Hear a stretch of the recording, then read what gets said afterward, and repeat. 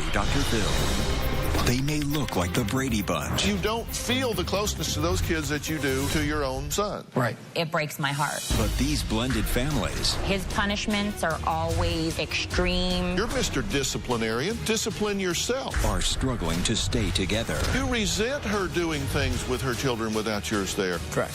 You couldn't sabotage this more if you were trying. This is going to be a changing day in your life. Have a good show, everybody. Here we go. It matters to you. That's what I want to talk about. We ready in the booth? Take it. Let's do it. Go, Dr. Phil.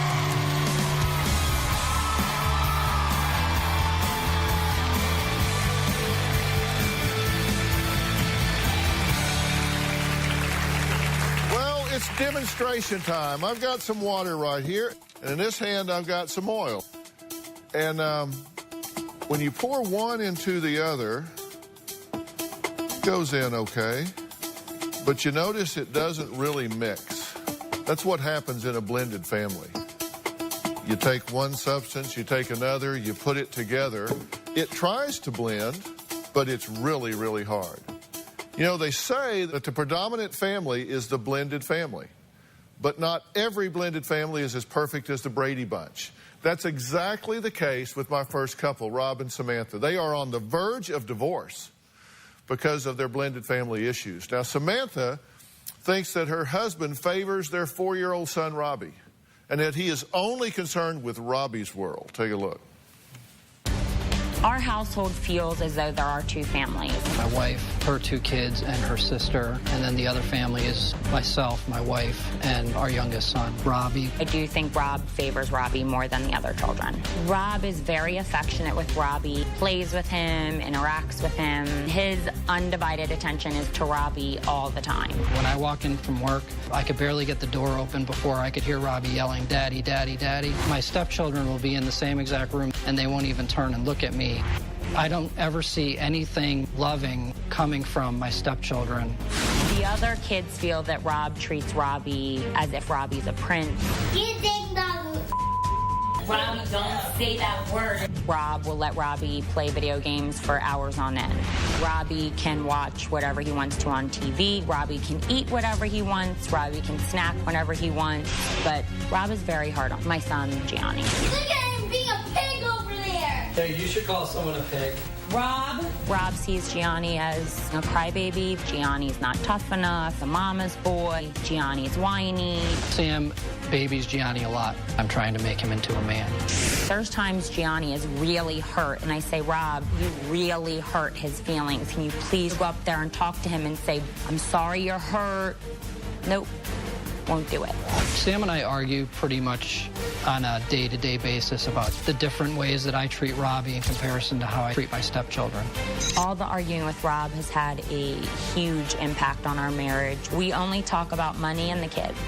If things don't change, ultimately, I think that unfortunately it will end up in divorce.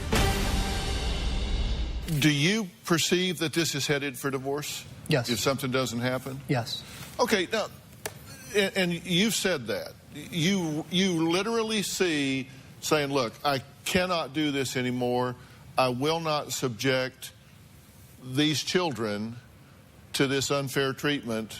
So I'm going to actually go to the courthouse, fill out the papers, get a divorce. Yes.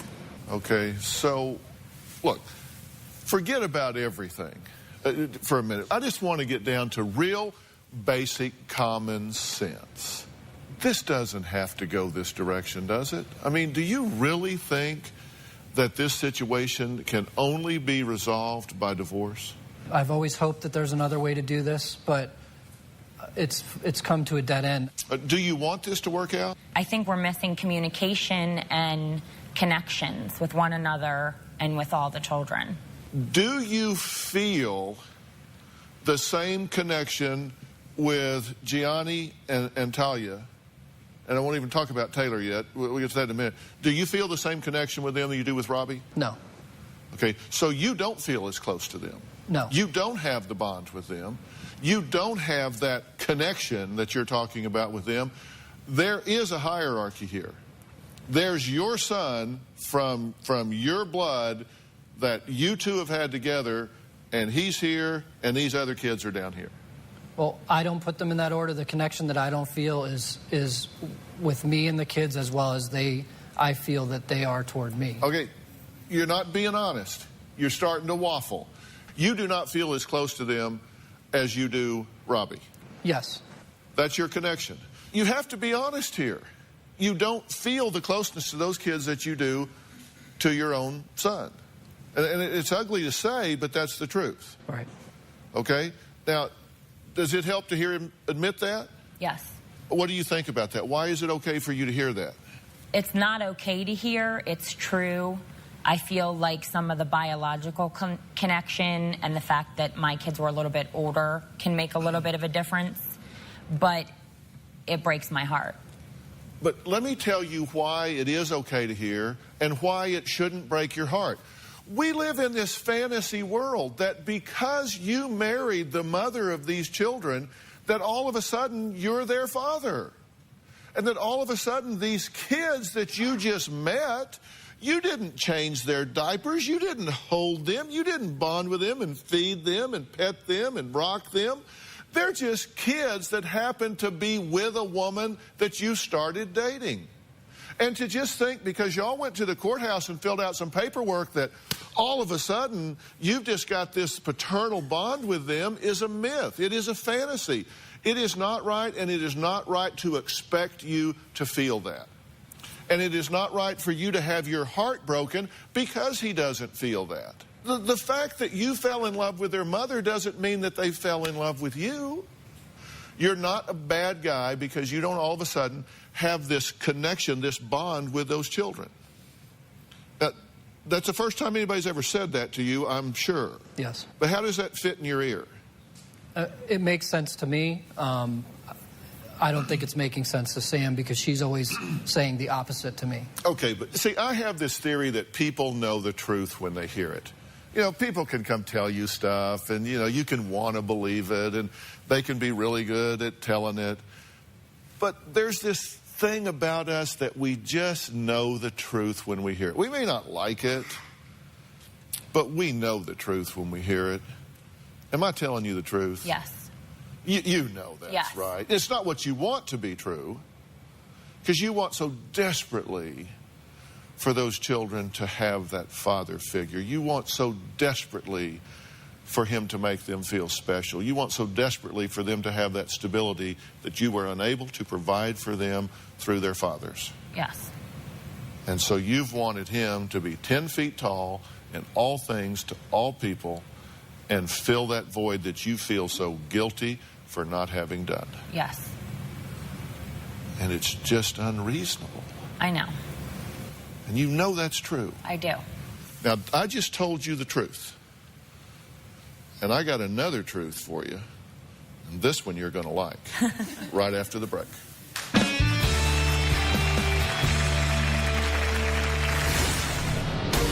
Rob is a police officer.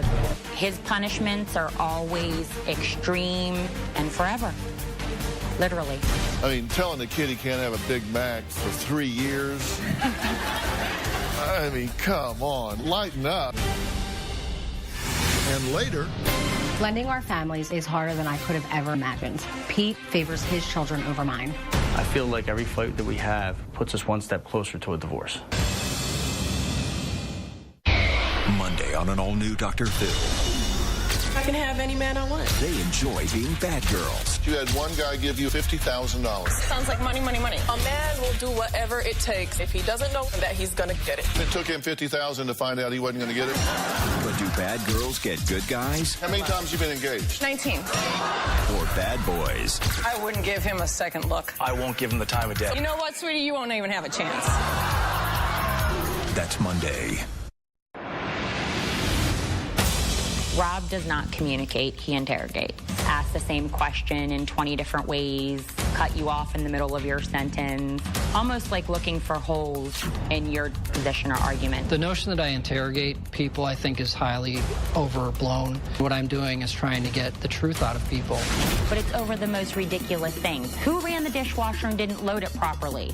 I can understand why people confess to murder. Because quite honestly, with you badgering me or the kids, I'd tell you whatever you want to hear just to make you stop. Well, that was Samantha talking about how her husband, Rob, interrogates the family. Now, here's a question for you at home. Are you worried that you might be too strict with your kids? Now, we've got a quiz up on drphil.com right now that will help you identify your parenting style. You can log on right now and take the quiz while I'm talking here to this couple that so loves their children and so wants the best for them. What did you expect from me today? I was hopeful that in some way you would be able to help us or help sort everything out for us so that we could try to make our family stay together. Uh-huh. How am I doing so far? So far, you're bringing some truth to light, which is good. Okay, because you were kind of secretly hoping I'd give him a good ass whooping. Deep down, I was. Yeah, I mean, let's be honest. This is all about being honest today. Yeah. You thought you'd come in here and we're going to throw him under the bus because the fact that he comes in and hugs Robbie and doesn't even acknowledge the other two is a clear infraction, right? Yeah. So you thought, he's going to get it. I hope so. He's going to get it. I figured I was going to get some too, though. Yeah, well, I'm getting to you. Now, Samantha says that Rob gives out crazy punishments. Let's take a look at what she means. Rob is a police officer, and he treats the children very much like a police officer, as well as myself. We argue over discipline almost daily. Sam tells the kids that they're not allowed to do something, and then she lets them do it anyway. Whenever I discipline one of the children, I follow through. There is no gray area. His punishments are always extreme and forever, literally. 2 years ago, Gianni had a Big Mac. Rob said, you better eat the whole thing or you're never getting a Big Mac again. Gianni didn't eat the whole thing. So we went to McDonald's this year to order a Big Mac, and Rob said, no, you're never having a Big Mac again, ever, and I mean ever. It's very important to me not to waver regarding discipline. If you waver at all, the kids will see a weakness. Rob's only form of punishment is grounding, grounding, grounding. The kids are not even learning the difference between a minor thing versus a big rule infraction. I feel I'm being undermined in this house constantly by my wife. I feel like our house is a police state. You need to lighten up. Right?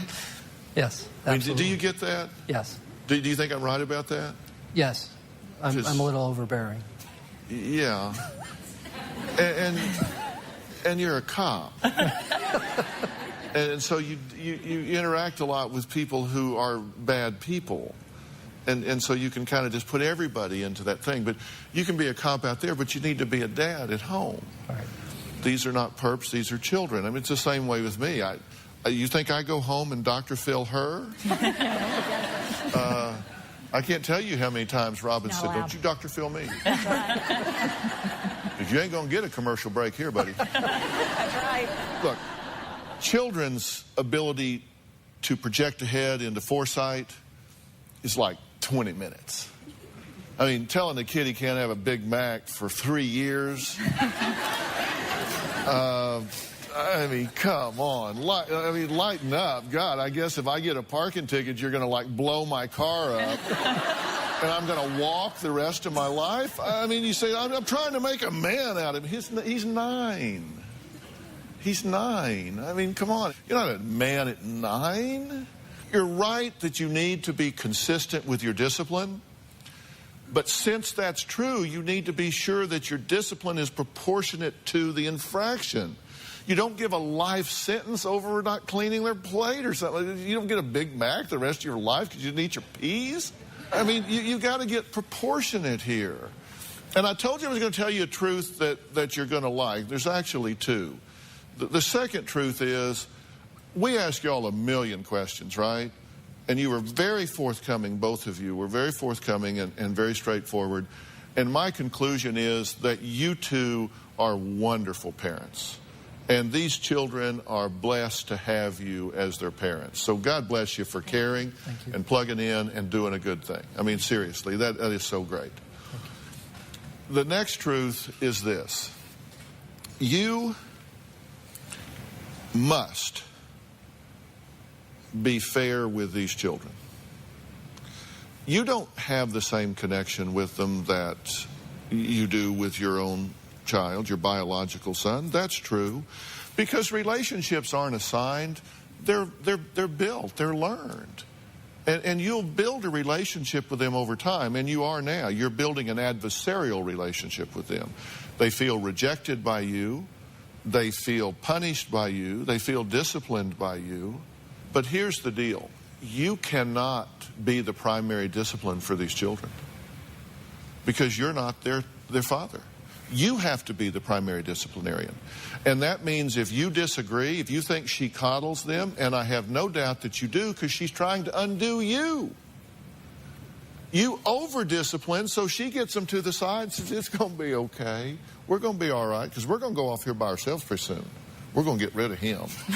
I mean, that's the message they're getting. I guarantee you that's the message they're getting because you come in and go bark, bark, bark, and say, oh, come over here. It's okay. Because you're trying to undo. You're trying to make up and say somebody does love you. I know you don't feel loved when he comes home, and I know you don't feel loved when he lets Robbie call you a name. I know.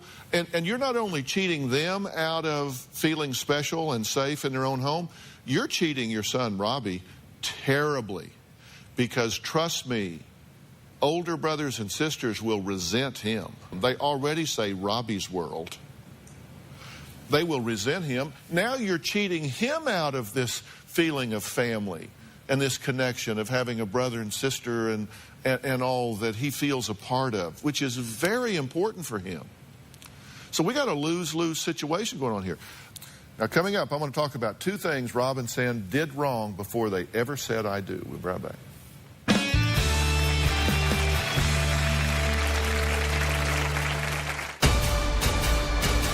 So angry I can't see straight. I told you I hated you, and I do hate you. Dr. Phil, I know I'm failing. It can't continue the way that it is. Your daughter drank bleach from a sippy cup. She's had lice. She's had a book bag with maggots and mold. I'm being the best mom that I can be. Living with Tori is like living with the Antichrist. I see absolutely no redeeming qualities in this child. None. Why are you allowing this man to treat your daughter in this way? You bullied your cousin with Down syndrome and kicked her in the back? She is disgusting. Have you seen her? Plus, the Dr. Phil family returns. She needs detoxification. My life isn't crappy because I take pain medication. So you don't want to get better? Something awful could happen to her. I don't want to come to your funeral. All this May on Dr. Phil. Things are very uneven in our house. Gianni was sick and came and just laid in bed with me at 5 in the morning. Rob would be like hard about it. If Gianni had a nightmare, oh, Gianni, you need to toughen up. But Robbie sleeps in bed with us now, so it's kind of hypocritical. Well, that was Samantha talking about another way she feels her husband is favoring their son, Robbie. Now, here's what we've agreed to so far, is that you are favoring him. Now, I said there were some things y'all didn't do right, the fact that you did wrong. Before you got married, you never really talked about this, did you? No. You just decided he's pretty cute, she's pretty cute, and we're pretty charming on a date, so we just assume that it'll work when we take these 6 personalities and throw them into one house. Yes. Well, that wasn't good. No. Okay, so we're talking about it now, and what we're talking about is the fact that there is a huge difference. That's okay. That just means you have to redouble your efforts to make sure that these kids go to bed at night saying, we belong here. We're welcome here. That man cares about us. He loves us. He protects us. And we don't have to feel like it's us versus him. That's what you want, right? Yes. In my view, you should sit down with each of those kids and you should say, you know what? I need to apologize to you because I haven't known exactly what to do. because we've just gotten to know each other here over the last 4 or 5 years, and you were already, Talia was 9, Gianni was 4, Taylor's already like 11. So at that point, you can't be the disciplinarian, but you can support the woman who is. And you two need to sit down and negotiate what the rules are going to be. And you have to have emotional integrity, because you think he's too harsh, you think she's too lenient. There's a lot of middle ground in there that you come up with. Here's what we're going to do. If these kids do A, the consequence is B. If they do C, the consequence is D. We're going to do that. And then you have to support each other in that.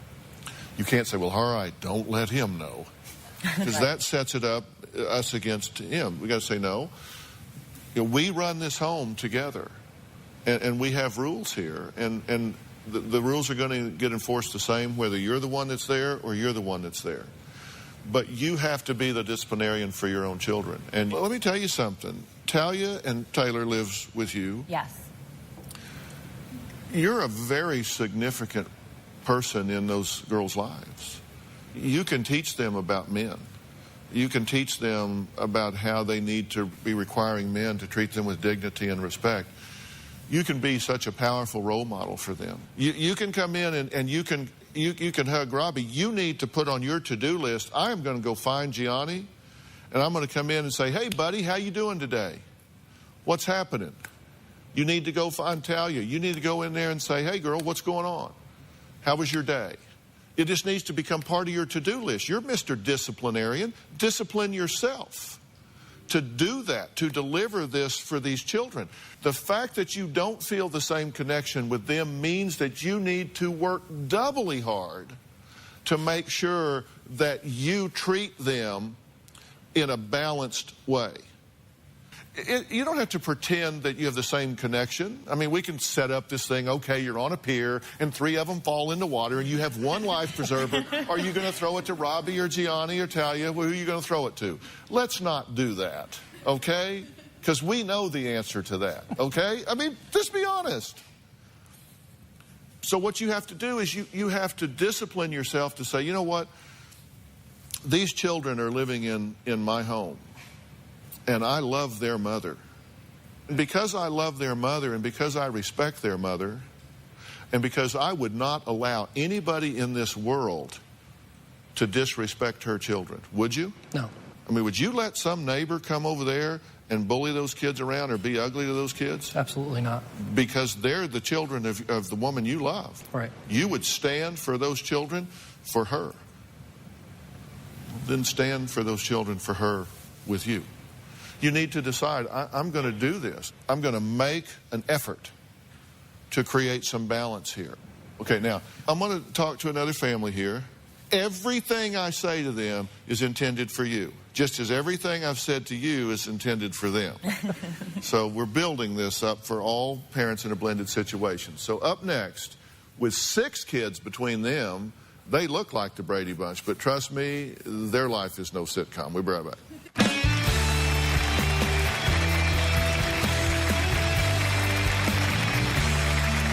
Pete is harsher on my children than his own. When Melanie and Isabel are here, Pete does more with the children. The weekend that his children are not here, he'll come home from work and go right to bed. I feel like every fight that we have puts us one step closer to a divorce.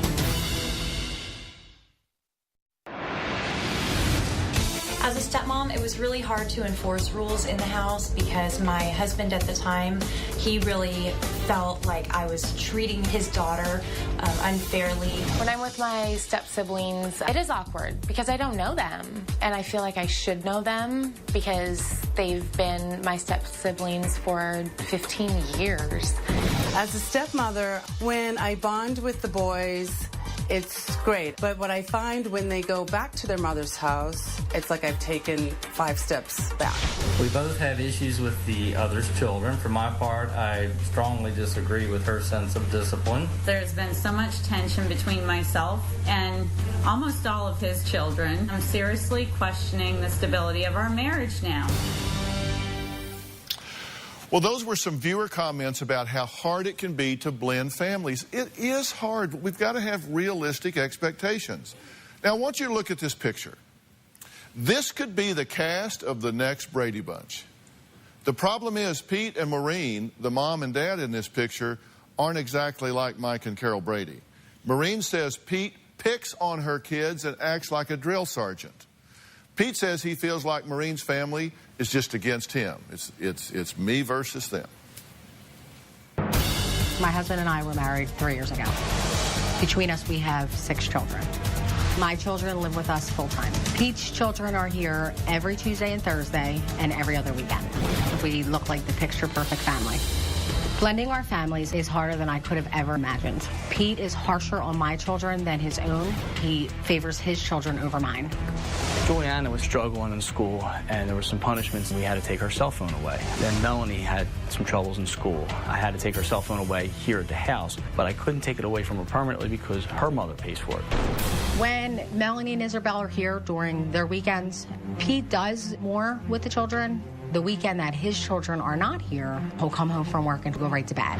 Melanie didn't want to come for the weekend, and she felt everything was unfair here. I often feel Melanie wants us to get a divorce. A friend of mine called me up and said, I'm going to have a cake for Nick on her actual birthday.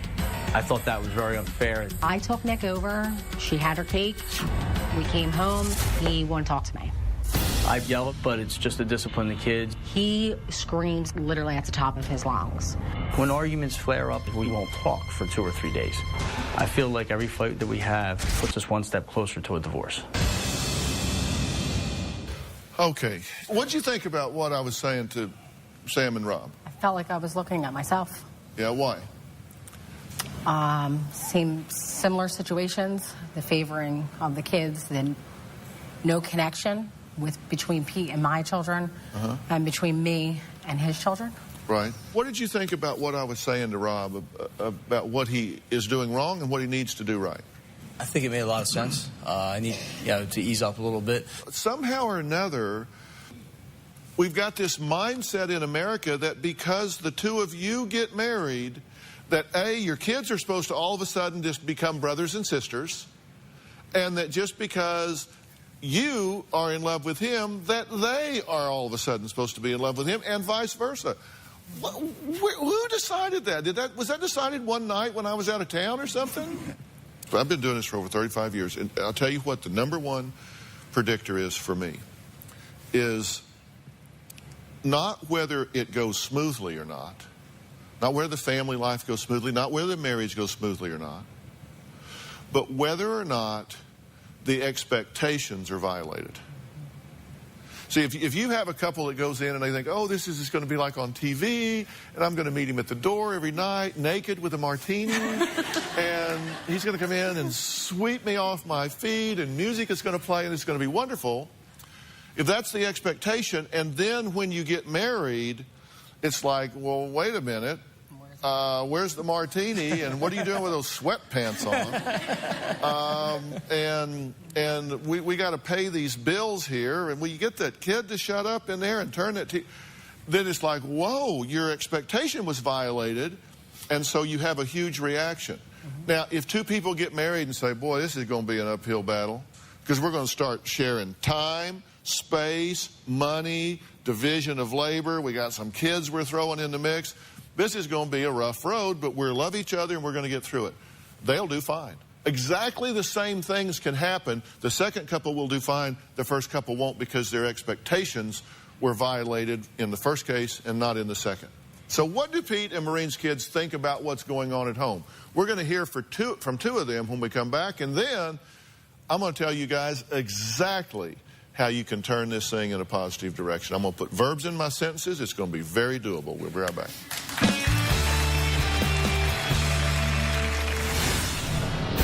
My mom and Pete fight about stupid things, and I'll walk out.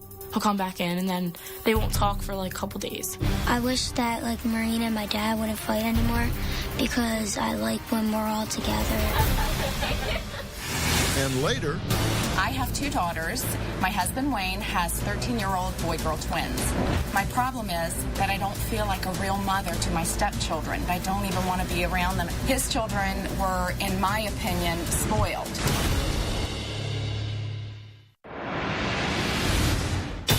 I come from a family that's all about discipline. We really didn't have any discussions about disciplines before we got married. That was an oversight. We never talked about it. We definitely have our differences. When it comes to discipline, I feel as though the kids are constantly being picked on. We should have been on the same page because we're not even in the same book when it comes to discipline.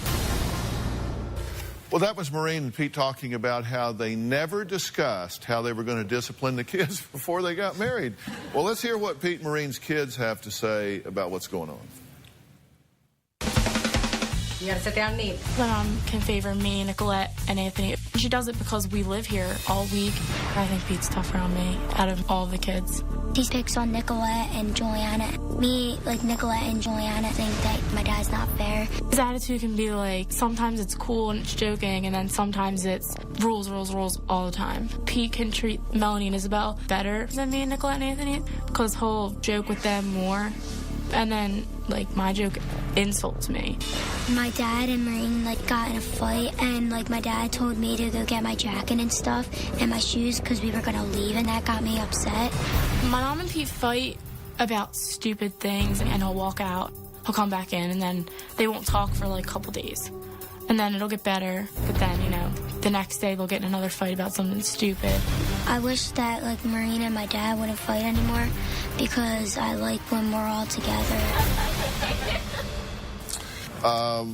Look, one thing we know about kids that have been through rocky situations, where there's been divorce, there's been changes in the home situation, then they get into a blended family, they have needs. Mm-hmm. There is a sense of abandonment when there's a divorce, when things say it's like, hey, somebody's gone.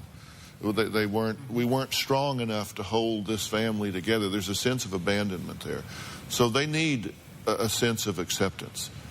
They need an assurance of safety. They need to know that where we are now is secure because they thought the other one was. Mm-hmm. And it fell apart. Now here we are in this one. Is this one going to fall apart? And they'll figure out how it's their fault if it does, I'll promise you. And then here you come saying, get your coat. We're leaving. We're getting divorced. This is over. It's like, wait a minute, I don't want to go. Take that off of your list of behaviors. That's not okay. Because you get over it, but the kids don't. Mm-hmm. It shakes the foundation. And they all said you're fighting about dumb stuff. We do. I agree with that. Okay. Well, Maureen's oldest daughter, Juliana, who you just saw on the tape, is here. She says that she does notice some unfairness at home. Do you want this family to stay together? Yeah, I really do. Why? Because I love Pete, and I feel really close to him, and same with my mom. I trust both of them, so I love being together with them. So you don't want to see this fractured and falling apart? One of the things that I think is a huge mistake here, huge mistake, you feel guilty if you spend time with the other's children and not your own, because you want so much for them to have a full experience of everything. Yes. You got upset when she took her children to a movie. Correct. The day before your children got there because they would like to have seen the movie. Correct. But that wasn't the day she got asked to go to the movie with somebody. Now, let me finish. Okay. Let me finish. You wanted her to wait to celebrate one of her daughter's birthdays until your kids got there. Correct. But I'm sure they celebrate their birthdays at their mother's house without having those kids over there. We were still planning on celebrating the birthday. Of course, I get it. The day that they would be there. I get it. But you just didn't want to make your kids wait because their stepsisters weren't there. Right. And that's a sure way to get them resenting each other. Come on. Right. I mean, we got to have some common sense in this. I understand there are lots of formulas and lots of psychological terms and all that I can throw at you, but we just got to have some common sense here. I tried to. I would have never have made it an issue if Nicolette didn't come to me. Well, yeah, but think about it. It's you're a kid and it's your birthday and you go, oh, it's my birthday, let's have some cake. No. You wait for your stepsister to be here a week from Thursday. Right. and it's like, oh, great. Right.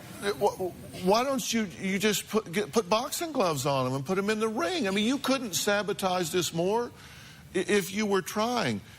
I said there's a big mistake you're making. You need to do everything you can to support her having a unique connection with her children. Without your kids, even without the other of her kids, just to be with that child. Every kid needs to have that unique relationship with their parent, where you do things with them that you don't do with the others.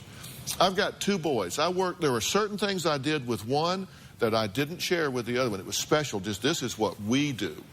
And then with this one, here's what we do. And so these are my boys, Jay and Jordan. And obviously grown up now, but smiling. You need to support that, not resent it.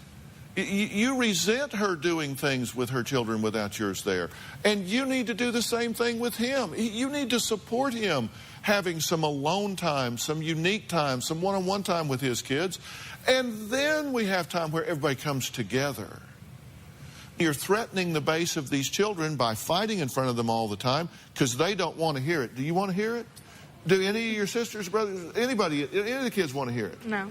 You just kind of want them to shut up, don't you? Yeah. This situation can turn around. Support one another's individual relationships with your kids. Stop fighting in front of them and take the divorce word out of your vocabulary. Give these kids a chance here. I mean, come on. I don't want to end up in divorce then for these children. Start with what I'm talking about, and I want to hear how this works out.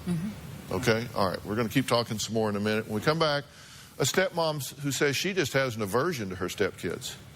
And she says it's because they're nothing like her. Well, maybe that's okay. We'll be right back.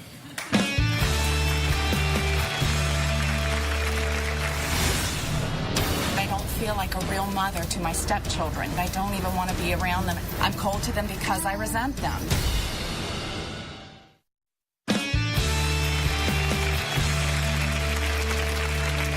We've been talking today about blended families who just aren't quite gelling.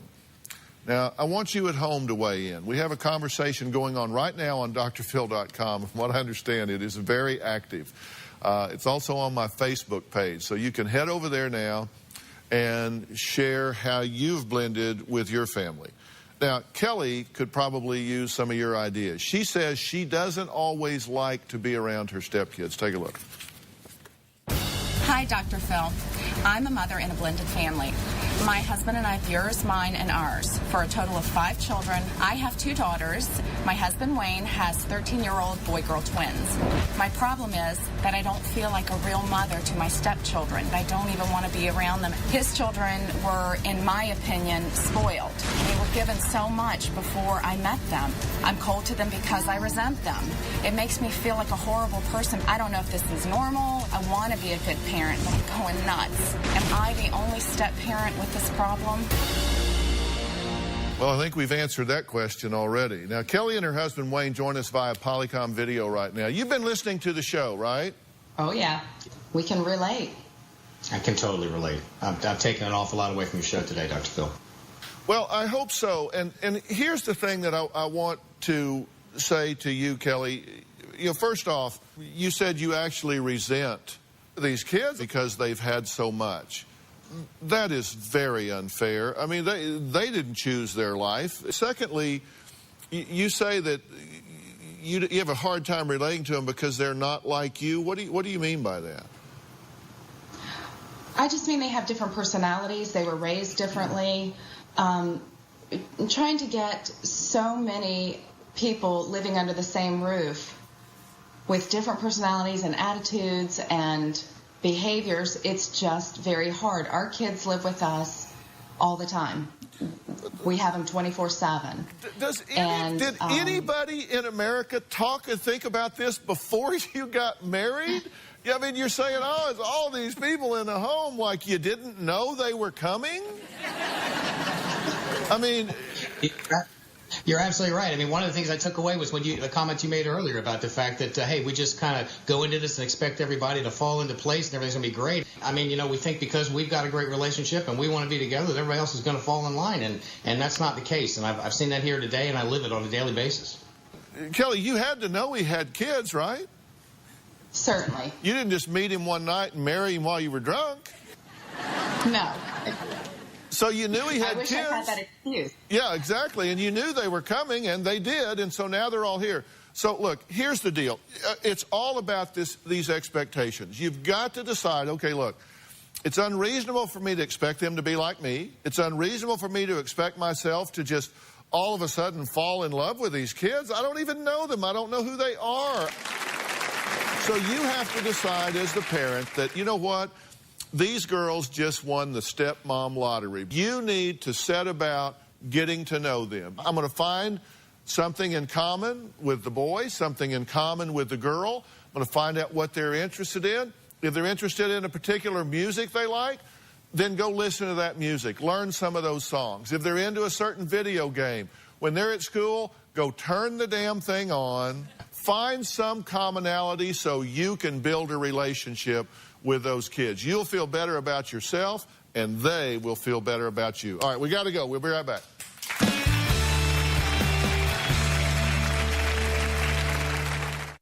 Well, I want to thank all of my guests for being here today. This is such a huge topic that I think by talking about it with you guys, I think hopefully it informs a lot of people that are out there.